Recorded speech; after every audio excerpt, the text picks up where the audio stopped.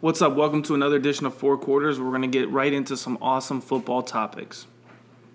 But when you catch 11 balls for 259 yards, that's something to talk about. We just saw men fly.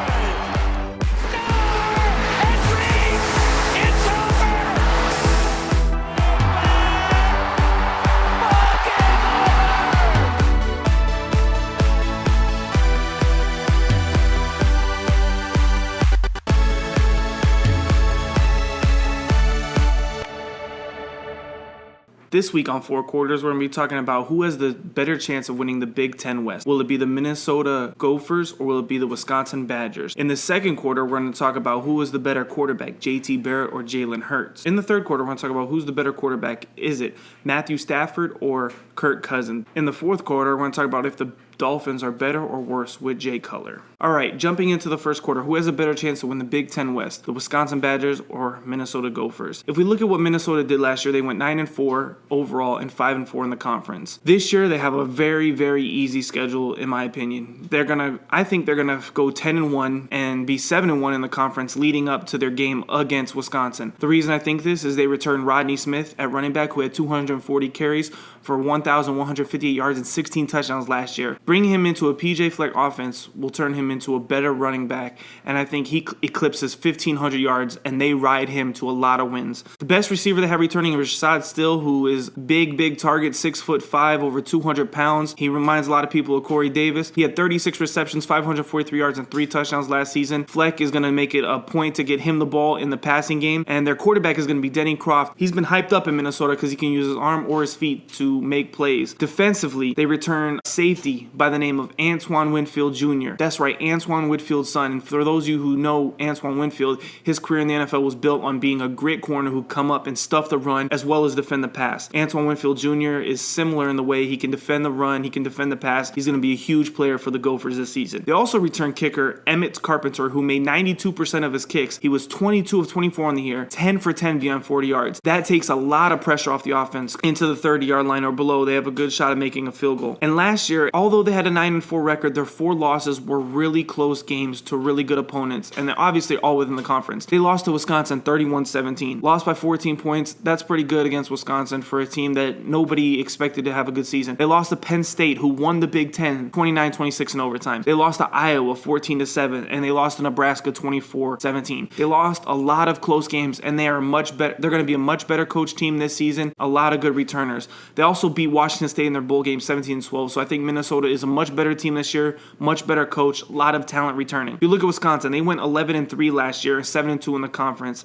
I think both teams, just like I said Minnesota would head into the game 10-1, they're going to head into the game against Minnesota 10-1, 7-1 in conference. All the marbles will be on the table. Wisconsin and Minnesota will meet in the final week of the season. Big thing for Wisconsin is they lost a lot of talent to the NFL. They returned quarterback Alex Hornibrook, who completed 56% of his passes, 9 touchdowns, 7 interceptions. He is a big question mark on the offense. They also lost their 2 top running backs and an All-American tackle in Ryan Ramczyk. Bradrick Shaw will be the returning running back, who only had 88 carries for 457 yards and 5 touchdowns last season. Their top 2 receivers return, and actually one's a tight end. Receiver PV returns, who had 43 receptions. Tight end Troy Fumagalli returns with 47 receptions. But aside from losing their top 2 running backs, All-American tackle, they lost 2 All-Conference DBs in Leo Musso and Sorjan Shelton. They also lost linebackers T.J. Watt to the NFL and Vince Beagle. Vince Beagle was a very underrated player. Heading into last week, Minnesota and Wisconsin will play for the Big Ten West Division Championship. Because the game is in Minnesota and because P.J. Fleck will have Rodney Smith running the Gophers to success, I think Minnesota finds its way into the Big Ten Championship and upsets Wisconsin to win the Big Ten West this season. Heading into the second quarter, it's time to discuss JT Barrett and Jalen Hurd. On our college football talk show this week, we were talking about JT Barrett and Jalen Hurd, and after the show, we were talking about who was a better quarterback. JT Barrett is inaccurate and inconsistent. He finds accuracy once in a while, but it's so inconsistent he can be labeled inaccurate. He completes 63% of his passes, and although that number seems high, it's a lot of short throws and screens and stuff like that to get the ball out of his hands quickly and into the playmaker's hands. He attempts 7.6 6 yards per attempt, even though a lot come from screens. It's either screens, dinks and dunks, or just deep passes altogether. The reason he is a threat is because of his running ability. He has 2,400 career rushing yards, 31 touchdowns, averages 5 yards per carry. That's in 3 years at playing Ohio State. If you take a look at Jalen Hurd, in his 1 year, he completed 62.8% of his passes, same as JT Barrett. 7.4 yards per attempt, only 0.2 less than Barrett. And if you look at JT Barrett's freshman year rushing the ball, he had 938 yards for 11 touchdowns,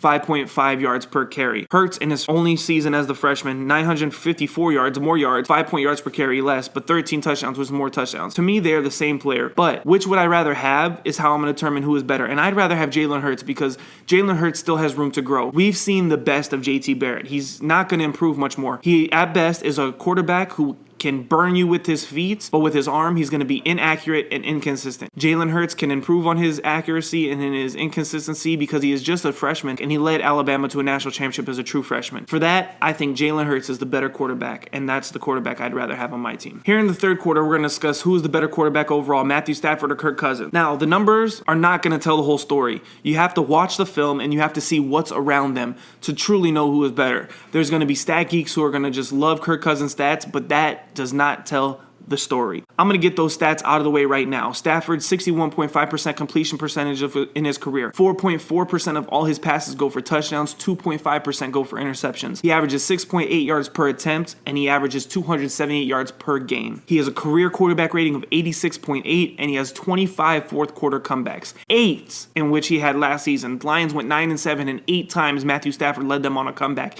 in the fourth quarter. Kirk Cousins for a career, 65.9% completion percentage, 4.6% of his passes go for touchdown, while 2.7% go for interceptions. He averages 7.8 yards per attempt, and he averages 263.3 yards per game. Now, his career quarterback rating is 93.6, and he has 7 fourth quarter comebacks, 4 of which happened last season. When we look at last season, Stafford had 65.3% completion percentage to Cousins' 67%. Stafford had 4,327 yards. Cousins had 4,917. Stafford had 24 touchdowns. Cousins had 25. Stafford only threw 10 interceptions.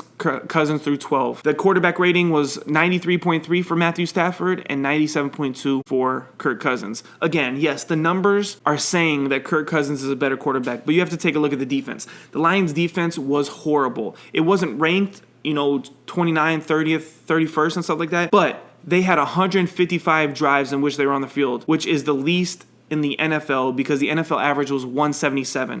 Even though they spent that little time on the field, they gave up more points than 12 teams, more yards than 18 teams, and more rushing yards than 17 teams. Now, if we look at the Redskins defense, they gave up 2.12 points per drive. That was 24th in the NFL. The Lions ranked 32nd in points per drive. If we look at the Redskins' time of possession, 2 minutes and 55 seconds, that was 29th in the NFL. The Lions ranked 27th. The Lions were on the field so little, but the time they were on, it allowed them to rank in the bottom half of all defensive categories. That shows how atrocious their defense was. Now, if we take a look at supporting cast, Matthew Stafford had Golden Tates, a very old Anquan Bolden, Eric Ebron, Marvin Jones. He had no running backs to help him at all. His leading running back was Theo Reddick, who had 92 carries, not even 100, for 357 yards. Their next running back, Dwayne Washington, had 90 carries for 265 yards. They had another running back, Zach Zenner, rushed 88 times for 334 yards. No consistency at running back. No one even got 100 carries. Nobody broke 400 yards. Bad supporting cast. If we take a look at Washington, yes, it wasn't much better, but it was better. Robert Kelly had 168 carries for 704 yards. His rushing yards alone are more than the 2 leading rushers for the Lions. Not to mention, Matt Jones had 99 carries for 460 yards, and Thompson had 68 carries for 356 yards. Take a look at the atrocious defense, the lack of supporting cast, leading them to the playoffs. I'll take that any day over Kirk Cousins.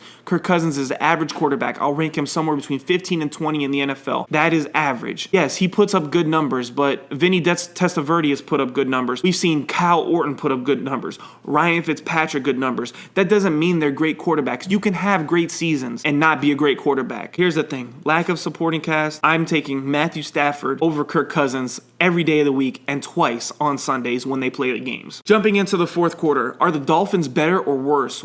by signing Jay Cutler. Jay Cutler has definitely been more talented, and Ryan Tannehill was only playing quarterback since he entered the NFL in his last season at Texas A&M because he was a wide receiver. But if you look at last year, Tannehill in 13 games, 67.1% completion percentage, almost 3,000 yards, 19 touchdowns, 12 interceptions, and a 93.5 quarterback rating.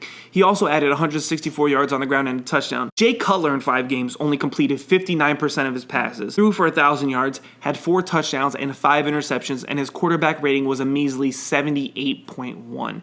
He had 5 carries for 24 yards. If Cutler played more games, his stats may improve, but 4 touchdowns, 5 interceptions over 5 games. He was averaging an interception a game and less than a touchdown. It's atrocious. Yes, the Bears weren't that great or talented. Aside from the stats, yes, Tannehill had better stats because he played more games, but the quarterback rating speaks a lot, 93.5 to 78.1. Just think about how Cutler got this opportunity. The Bears get rid of him. He doesn't even fight for another opportunity in the NFL. He just retires and goes into broadcasting. His most successful season of his career was under Adam Gase. So Adam Gase loses Tannehill and begs Jay Cutler. Jay Cutler even said, I don't have to be in that great a shape of a quarterback. He's not in shape. He retired without fighting for another job. Does he really want to be in the NFL? I don't think so. He wasn't that great of a leader when he was in the NFL. He didn't prepare the way he should, and he never seemed like he really wanted it that bad. You're telling me a man who had to be persuaded and begged with $10 million to come out of retirement and talks about, I don't have to be in that great a shape to play quarterback, things like that. He doesn't really want it. It is going to be a rough season for the Miami Dolphins, and you're going to see the worst of Jay Cutler, which is very hard to comprehend because we've seen some bad Jay Cutler. But I'm sorry, Dolphin fans, you are in for a rough season. I'm looking at 4-12